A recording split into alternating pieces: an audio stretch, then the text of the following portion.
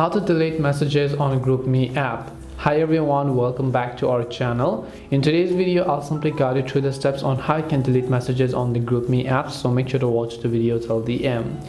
If you have sent a message on the GroupMe app and now if you'd like to unsend those messages, it's also very simple. All you have to do is simply go ahead and then first of all launch the GroupMe application here. And then over here you can see that I've sent a message to a specific person.